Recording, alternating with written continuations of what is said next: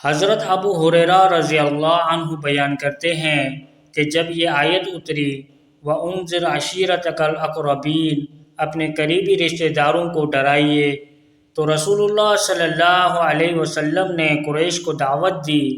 آپ نے عمومی طور پر بھی سب کو ڈرایا اور خاص خاص نام لے کر بھی۔ آپ نے فرمایا، اے کعب بن لوی کی اولاد، اے مروہ بن کعب کی اولاد، اے عبد الشمس کی اولاد، اے عبد المناف کی اولاد، اے ہاشم کی اولاد، اے عبد المطلب کی اولاد، اپنے آپ کو آگ سے بچا لو۔ اے فاطمہ، تو بھی اپنے آپ کو آگ سے بچا لے۔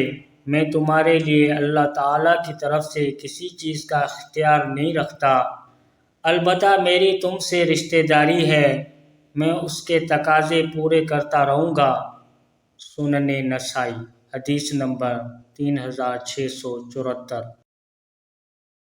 حضرت موسیٰ بن طلحہ سے روایت ہے کہ رسول اللہ صلی اللہ علیہ وسلم نے فرمایا، اے عبد المناف کی اولاد، اپنے آپ کو رب تعالیٰ کے عذاب سے بچا لو، میں تمہارے لیے اللہ تعالیٰ کی طرف سے کسی چیز کا اختیار نہیں رکھتا۔